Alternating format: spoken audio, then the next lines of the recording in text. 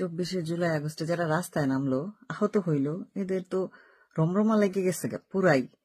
আর যারা আহত নিহত কিছুই হয় না, সুস্থ সবল শরীরে একটা স্ক্র্যাচ ছাড়া বাড়ি ফিরে গেছে, এদের তো কঠিন লস হয়ে গেছে। এরা তো কোনো কোটাই পাবে না।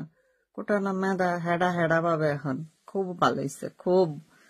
আহত হইতে পারো নাই, নিহতও হইতে পারো নাই, কি পাবা? হ্যাঁ হ্যাঁ, হেডাই পাবা।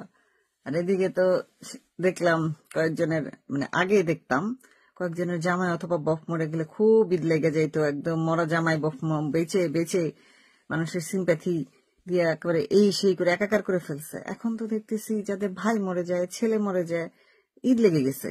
জুলাইয়ে যাদের ভাই এবং ছেলে মরছে, এদের তো একের পর এক ফ্ল্যাট কিনতেছে। হাঙ্গা তো আসি, ওটা তো বলাই বাহুল্য। এক একজন ফ্ল্যাট টেট কিনে, আজকেই দেখলাম মুগ্ধর বাপ ফ্ল্যাট কিনছে। ফ্ল্যাট টেট কিনে একাকার করে ফেলছে।